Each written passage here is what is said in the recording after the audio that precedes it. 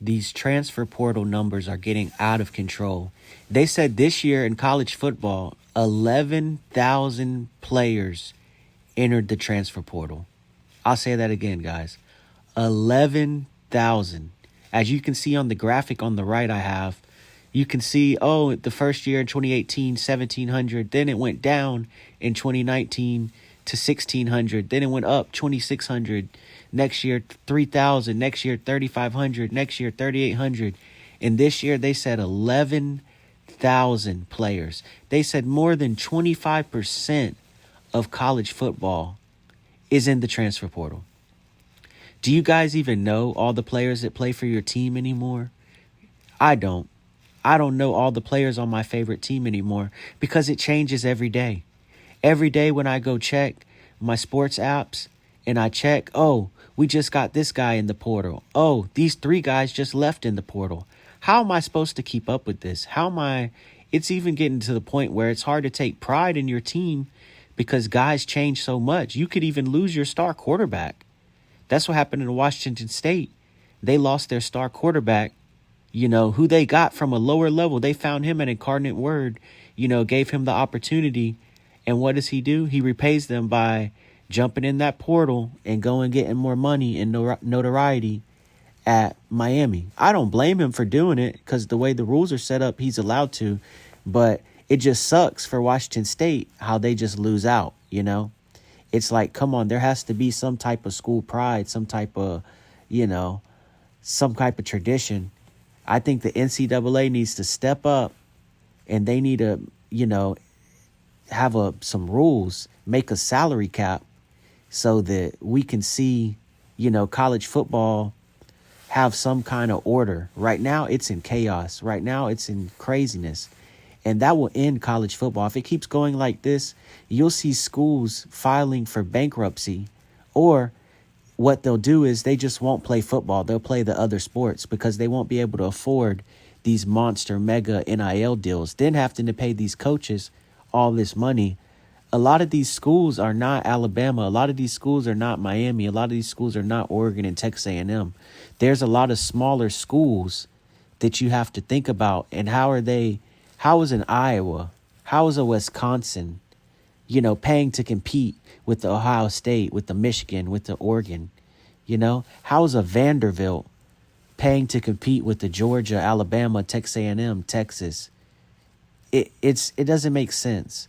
And without a salary cap, those teams, they can compete a little now because they'll get hungrier guys in the portal than these top teams who get a lot of money hungry guys. But those teams will never get a Caleb Downs. Those teams will never get a Will Howard. If you look at it, Notre Dame's quarterback is in the playoffs. He's a transfer from Duke. And then you have Will Howard, Ohio State.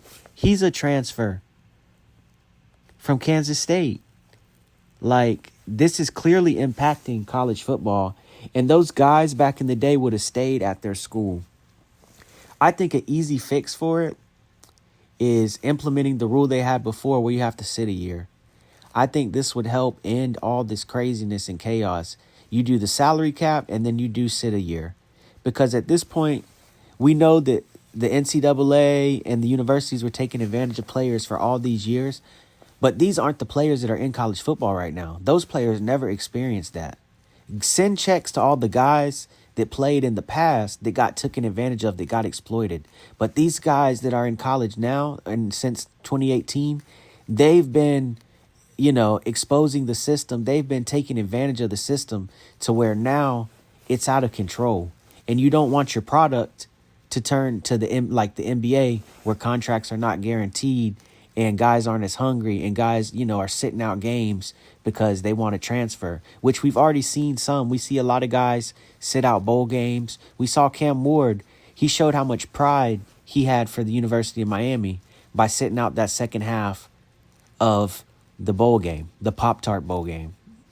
He set the record for most touchdowns, which shouldn't have counted because they counted his stats at a lower level at Incarnate Word. And then he got extra years because of COVID. It's like, come on. But he broke the record in the first half. And then he said, you know what, Miami? You know what, Coach Cristobal? Screw you. I don't care about y'all. I don't care about this bowl game. I care about my draft stock. And why should he care about Miami? He was only there 6 months. He was only there 6 months. Probably didn't even get a degree from there. You know, he lived there literally like 6 months. So it's like, this is just ridiculous. He's been to so many schools. How does he have any pride in any schools? He probably doesn't, you know? Then you look at a guy like a Judkins who went from Ole Miss to Ohio State, and wow, Ole Miss has a lot of money. Ole Miss is a big-time SEC program. To get their star running back took by an even bigger program, which is Ohio State, one of the top 5 programs in the nation, it just shows like the portal is a dog-eat-dog world. And I just think we got to provide a little more loyalty to the universities, a little more loyalty to wanting to go to that school.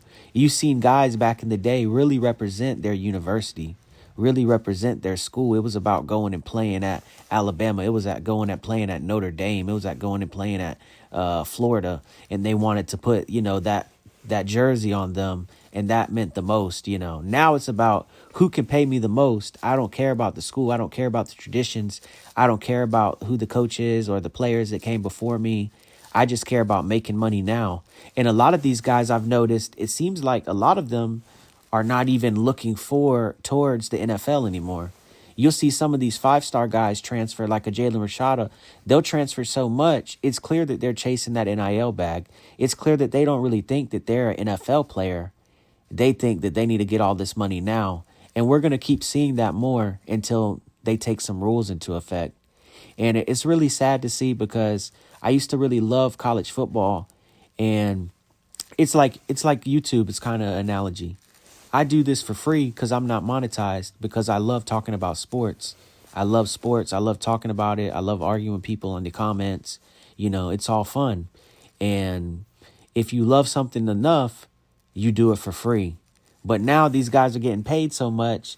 I miss the days that they were doing it for free. It really showed me that they loved football. They loved the game. They loved, you know, having the opportunity to go to the NFL. Now with them making so much, if you gave me $2 million at 18, I'm going to be a crash out. I'm going to be a crash out.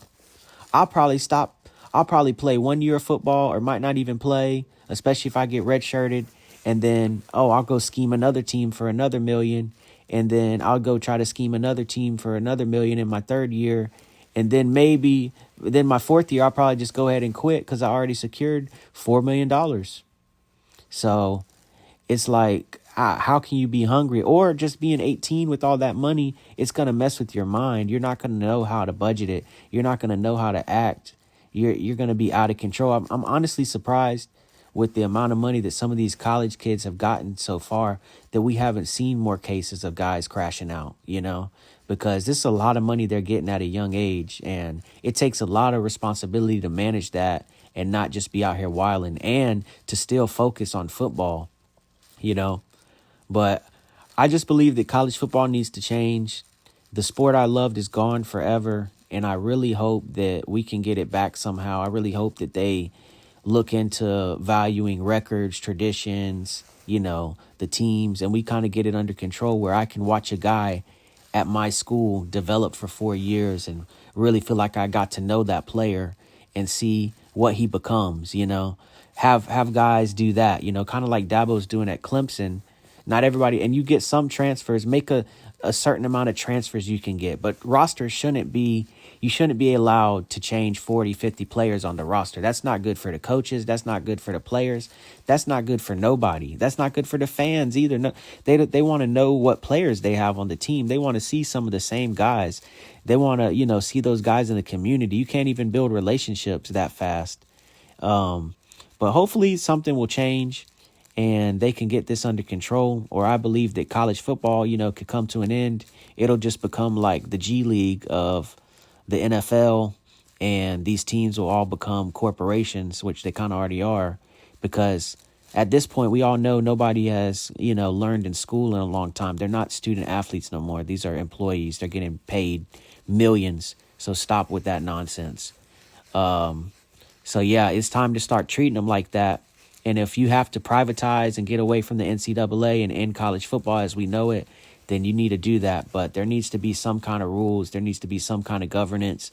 There needs to be some kind of realization that these guys now This is basically a semi-pro league. It's not amateur anymore, and they need to be treated like that. Cut the school BS.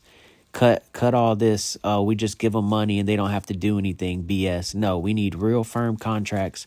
We need a salary cap. We need guys, having to sign multi-year deals. We need more incentive-based contracts. We need loyalty. We really need to see more out of a governance body over this NIL situations, because it's just completely out of control. But all right, guys, that's my take. Let me know what you think. Will the NIL in college football? All right, guys, Bias Sports. I'm out.